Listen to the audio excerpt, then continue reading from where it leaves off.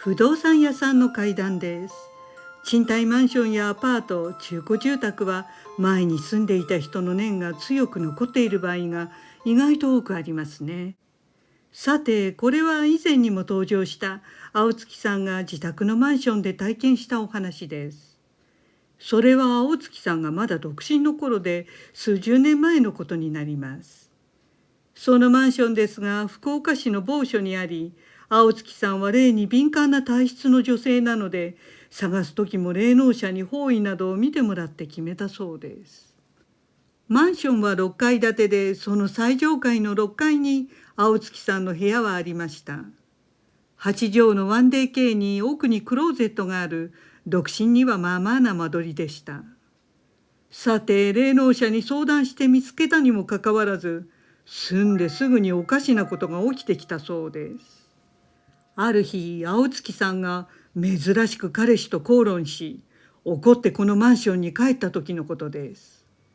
それは真夏の暑い夜だったのに、部屋に入った時、エアコンがオンでもないのに、なぜかひんやり寒かったそうです。それも冷凍室に入ったように、歯がガタガタ震えるほどの寒さでした。その時部屋の天井に真っ黒な何かが覆いかぶさるようにいるのが分かったそうです。青月さんは部屋にいられなくなり、その夜は友人宅に泊まらせてもらったということでした。おそらく自分が怒りの波動を出していたから、良くないものを連れて帰ってしまったと思ったそうです。また別の日には、両開きのクローゼットに洋服をしまおうと右端になんとなく立った時でした。そこだけ違和感があったのです。時空が歪んだ感覚になり、突然すごい耳鳴りがしてきました。そして胸騒ぎのようなザーザーした気持ちになり、人の声が聞こえてきたそうです。男性か女性か、何を言っているかまでは分かりませんでしたが、間違いなく人の声でした。霊感の強い青月さんですから、こういったことは珍しくないのですが、嫌な予感がしました。そこでテレビの上にお香立てを置いてお香を焚いて様子を見ると、そのお香立てが突然ふわっと浮いて落ちたそうです。物理的にありえないことが起きたのです。それで青月さんは、ああ、この部屋なんかあったな、と悟りました。霊能者に方位を見てもらっても全く役に立たないことに、青月さんはがっかりしました。そんなある日、このマンション3階にたまたま青月さんの知り合いが住んでいたので、玄関ホールで会った時、軽く世間話をしました。するとその知り合いが、6階は最上階で眺めもいいからお家賃も高いんでしょと聞かれ、その方の3階の家賃がいくらなのか教えてくれたそうです。すると間取りも広さもほぼ同じなのに、なんと青月さんの最上階の6階の部屋よりその人の3階の部屋の方が高かったのです。その時青月さんは、やられた、私の部屋事故物件かもしれないと思いました。今から思えば入居時に前金もいらずにすぐ入居してほしいという感じだったそうです。引っ越してまだ間もないですから、仕方なくしばらく様子を見ることにして、これ以上不可解なことが起きないことを祈っていました。そんなある夜のことでした。時間は深夜12時ごろ。いつものように青月さんはさあ寝ようと布団の中に入り、目をつぶりました。するとつぶった瞬間、真っ暗なまぶたの中に突然映像が浮かんできました。それは青月さん自身がベランダの柵の上に立っている映像でした。そこは自分の部屋のベランダで、青月さんは転落防止の手すりの上でした。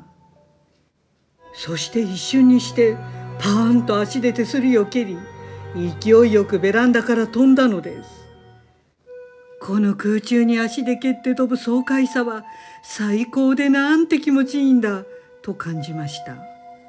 そしてうわっとその映像に驚き、青月さんはすぐ飛び起きたそうです。私に何を思っているんだと自分で自分が信じられませんでした。いやいや、飛ばない飛ばない。そんな自ら命を絶つような願望なんかない。そう言い聞かせて心を落ち着かせ、また目をつぶりました。すると再び同じ情景が映像となって現れました。青月さんはまたベランダの手すりに立って、そこから勢いよくダイブし、なんて爽快なんだという感覚を味わっているのです。そこでまたびっくりして目を開ける。心を落ち着かせるということを、その後2、3回繰り返すことになりました。結局その後理性が打ち勝ったのか、青月さんは何とか正常に眠ることができたそうです。朝になって落ち着いて考えると、これはおそらく過去にこのマンションから飛び降りた人がいて、勘の鋭い青月さんはその残留思念を拾ってしまったのではないかと感じました。さてその日いつものように青月さんは仕事に行こうと部屋を出ると、廊下やホールに警察官が4、5人いたそうです。青月さんは何事と思いましたが、あまり気にせずそのまま仕事に向かいました。すると職場に青月さんのお兄さんから電話があり、何だろうと思うと、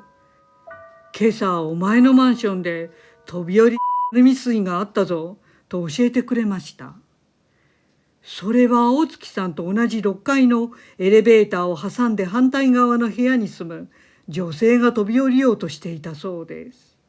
その女性はベランダの手すりの外側に出ていて、飛び降りようとしたところ、怖くなったのか、恋人への当てつけだったのか、手すりにつかまり結局死にきれず助かったということでした。昨夜青月さんが眠りについた後に起きた事件だったようで、気がつかなかったようです。青月さんはそれを聞いて、昨夜の目をつぶると浮かんだ飛び降りる衝動は、まさにその飛び降り未遂の人の思念を拾ってしまったのだと思いました。昨夜の映像は決して自分の心理状態ではなく、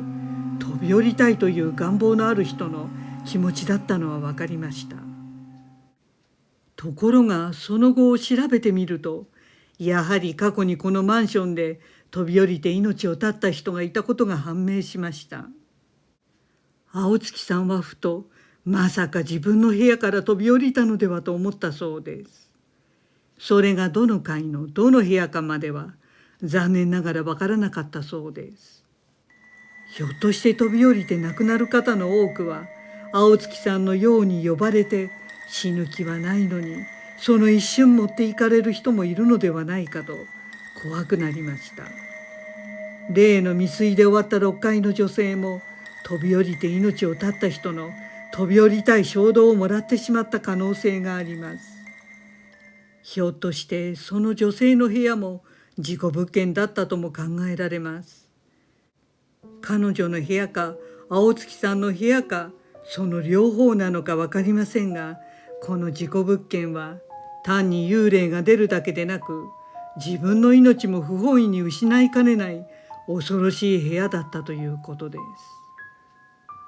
ご視聴ありがとうございました。よろしければチャンネル登録といいねボタンをお願いします。